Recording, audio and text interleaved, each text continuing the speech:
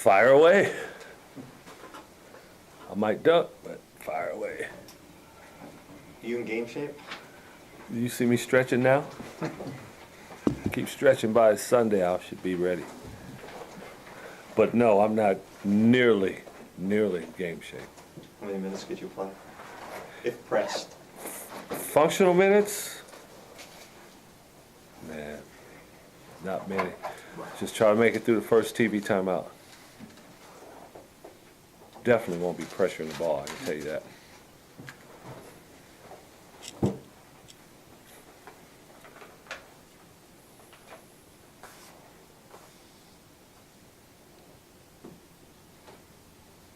We've talked about it, but can you, for the masses, talk about the genesis of this and how it came about? I think really what thought came to my head, it was put there. UConn has a big charity event they do. I don't know if they do it every year or every 2 years, but a lot of their alums come back and they do something like this, but they have a big weekend, golf tournament, dinner, a lot of things. And I just thought, man, that would be special if you could do it. And as you know, we began to see our guys go out and be successful, I just thought it would be great to get all our alums together, not just those that have been here in the last few years, but all of them. You know, I would hope, I thought when I came here and was a student athlete, I just remember some of the older Huskies and getting to know who they were, reading the record books and getting familiar, and I was excited about them. But then there was a guy that used to come into our locker room after the game. Every game, win or lose, he'd come in, he'd shake everyone's hand. He never introduced himself. He was taller, and I found out later that he was, I just knew him as the team dentist. His name was Nichols. He played for the Celtics. He was an All-American. He never brought attention to himself, and I didn't know it. I said, you know, that's a shame. I wish I'd have known that. And I just thought it'd be great if the more our guys know about former Huskies and who they were and who they are, the better. But also, I think it's kind of like a celebration for all of our players to get out there on the floor and let people come and cheer for them again as Huskies. I think these guys enjoyed their time here, and I just thought it'd be good to get everyone back together to be able to do this sort of thing. My only concern was we do it and no one would show up.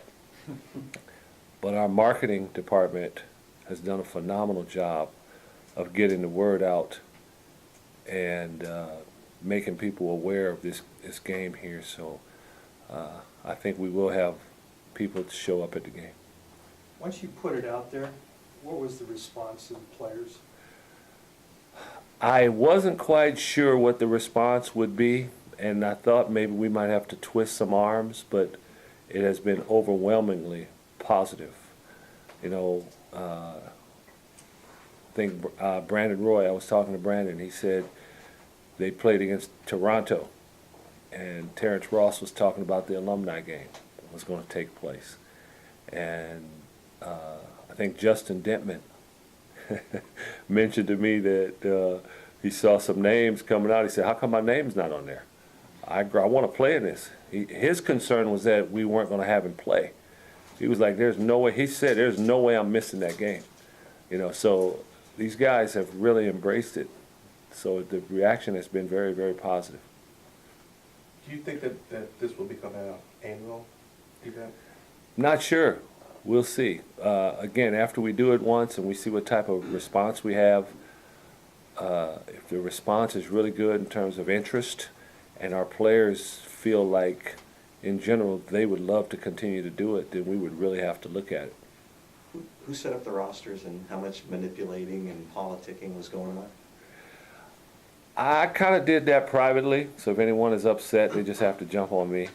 But trying to figure out a way that it would work, and I was trying to figure out a way that it wouldn't just be like an all-star game where everybody's just letting each guy dunk and all that, but yet we didn't want to have practices and have structure. So I thought if we divided it up to make it somewhat competitive if we did it that way with that group versus the other group who, at times in the summer, I've heard them talk about who had the better teams. I thought it'd be fun. The other thing, with answering your question and the question earlier about the idea, was when we were able to scrimmage behind closed doors against those guys. I thought, man, that would really be good, because I thought about it before, but then when we saw that, this group, I'm looking at these guys playing out there, I'm thinking, man, this is fun to watch. Other people should be able to see it. So during that time, the guys were talking and all, so the rosters were made up that way to try to make it a little more fun, a little more competitive. Can you maybe give us a backstory? Will said he was trying to lobby you to get Brockman, since he played with Brandon, and Eldridge was politicking to get to play on the younger guys' team too. Maybe a backstory somewhere on some of that? The main thing, there were no politicking with me, because I didn't go to each person and say, what do you think the team should be? I just made the teams. But when I said, here are the teams, this is who's going to be playing together.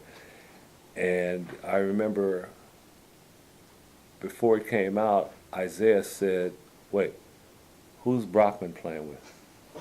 I said, he's on your team. Oh, I'm cool then. That's exactly what he said. He relaxed. He said, oh, we're good. Well, then it came out, and I said, Will, so what do you think of the team? He said, man, I don't know, Coach. Man, I thought we had Brockman on our team, man. That's going to make the game harder. And then a couple players said, I'm glad Brockman's on my team. Some others said, man, I didn't want to play against Brockman. It's amazing. Two things stood out about that for me. When we scrimmaged those guys, you had guys high flying, you had guys making spectacular plays. There was some talent out there, but as I went to our players afterwards, hey, who impressed you the most? Because I know some of you guys haven't seen these guys really play. They said almost to a man, John Brockman. And yet when we're having this game, the guys in the game all want to play with John Brockman and don't want to play against him. So I just thought that was interesting, because career-wise, there have been, guys who have been more successful in the NBA. Not many have been more successful here at Washington, but in the NBA, maybe they've had better careers, but yet I think he's one of the most respected Huskies out there. Does the NBA have any limits or constraints about how much participation they can do, or these kind of events? Sometimes they do, but it's kind of like my wife with our budget. She doesn't want to ask. So then I tell her, no, you can't. Or I don't want to ask.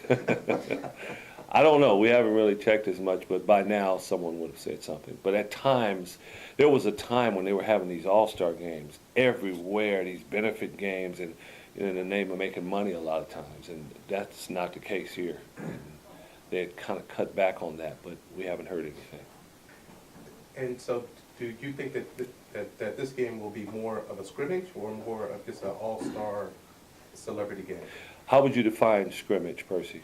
When I think scrimmage, I think behind closed doors and just set it up the way you want to set it up. If that's it, no. This is a real game. There are going to be officials, cheerleaders, the band, starting lineups, play-by-play. It's a game. So that's what I really like about it. Again, the response. Bobby Jones is playing in Italy right now. They're in the championship, Euro championship over there. They're down 3-1. If they go to game 7, they will play on the 23rd.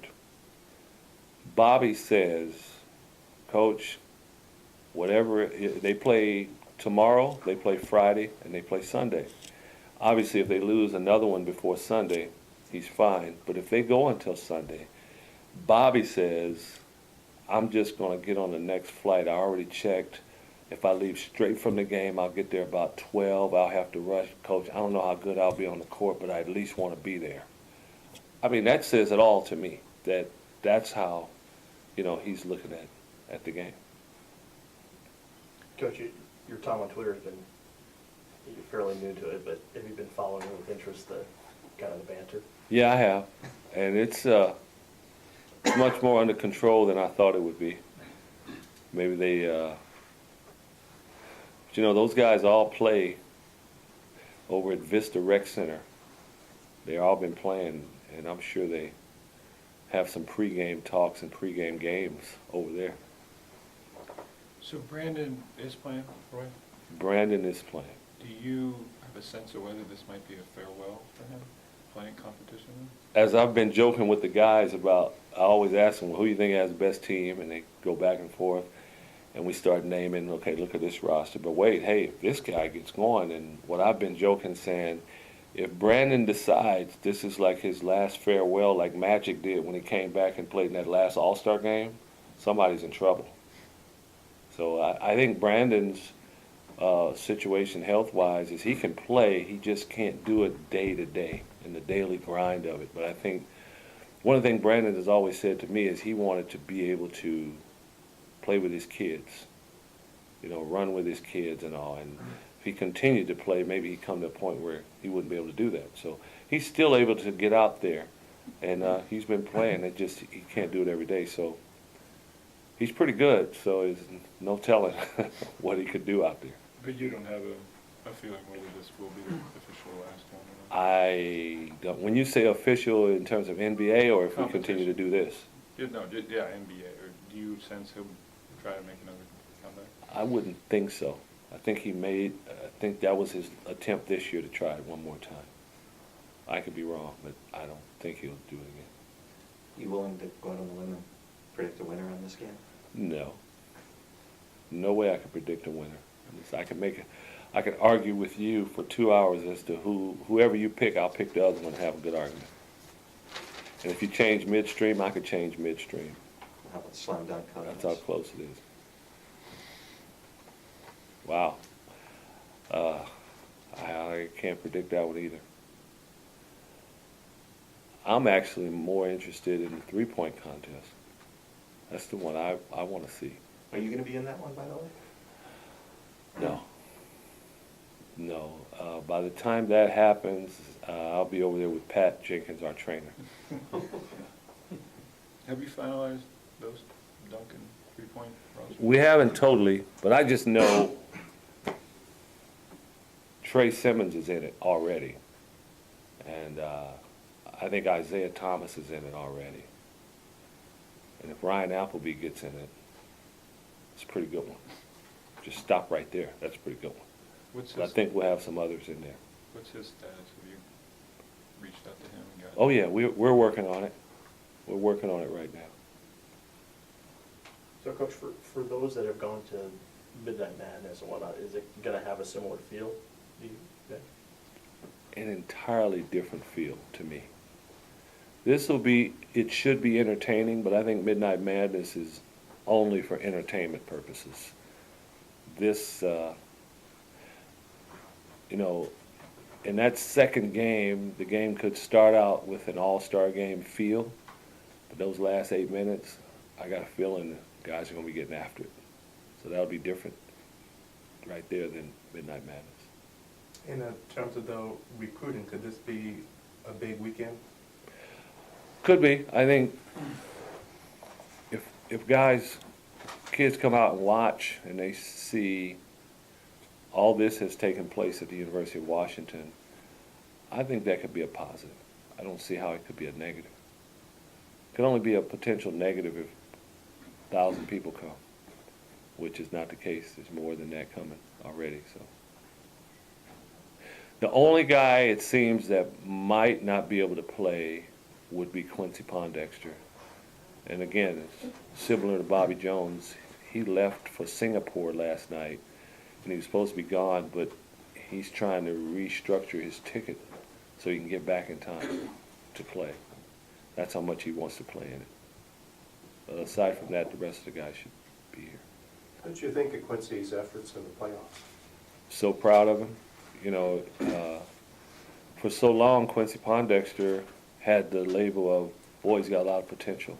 He could play in the league one day. Then he makes the league where he could be a guy that could help a team one day. He was with a playoff team that was a very good team. And not only was he one of their guys in the rotation, but down the stretch, he was this close to almost being the go-to guy at times, which was good to see. So I couldn't be more happy for and proud for Quincy. Are you But there's no secret. Quincy has worked his tail off. I mean, unbelievable how much he's worked on his game. And a lot of times, kids want favors. How come I'm not in there? I want to say, how come you're not in the gym? You know, Quincy didn't take no for an answer. He just continued to get in there and work and work and work. He didn't place the blame on everyone else. He said, I've got to get better, and that's how you do it. So it's no consequence he's doing what he's, no surprise he's doing what he's doing. Coach, for you personally, what matchups are you looking forward to seeing in this Legends game? I don't know if I'm looking forward to any individual matchups. I think, you know, the guard group from the younger guys versus the guard group as a whole with the older guys, I think is really intriguing. I mean, you have some pit bulls on both sides there that won't take, no for an answer. And I could imagine. I just know in the NBA, not in the alumni game, but in the NBA game, Isaiah was a rookie and he played against Nate. They were playing in Golden State, at Golden State, and Nate was guarding Isaiah, and Isaiah's shoe came off, and Nate kicked it under the bench. So that sort of thing could go on. That went on in an NBA game, so there's no telling what'll go on here.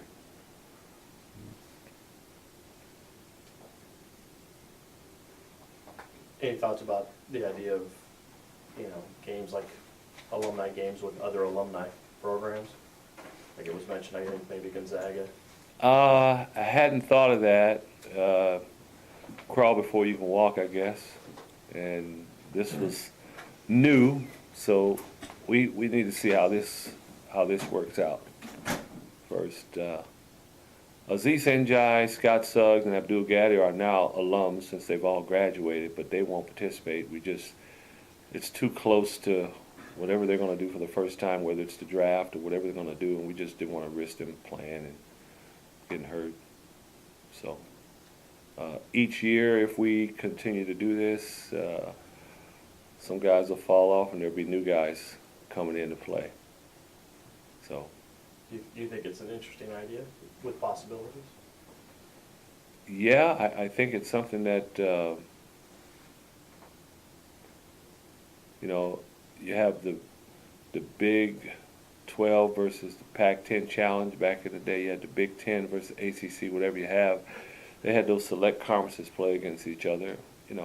Down the road, if others were to do this, maybe that could happen. Obviously, everyone couldn't do this, but there's some that could.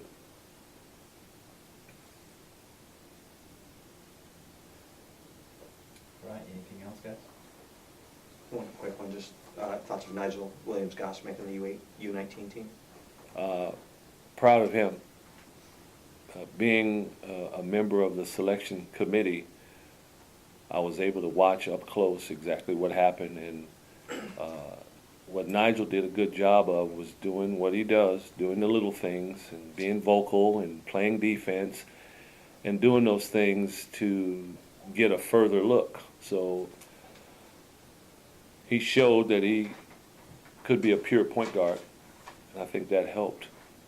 But when they cut the roster down to 16, then I wasn't there. I left, and I wasn't able to watch like I was in the first. And that's when Coach Donovan, Billy Donovan, Shaka Smart, and Tony Bennett decided to pick who they wanted on their own without the selection committee when they knocked it down to 12. And they decided they wanted him to be a part of those 12. And I say it that way just to show how much he had to work and scrap to earn a position there. He's the only high school graduate point guard on the roster. The other guys, you talk about Marcus Smart, who was the player of the year in the Big 12, who played his freshman year, a kid named Alfred Payton, who you'll hear about later, out of Lafayette, Louisiana, really good. Played 2 years in college, freshman and sophomore year. He's just young.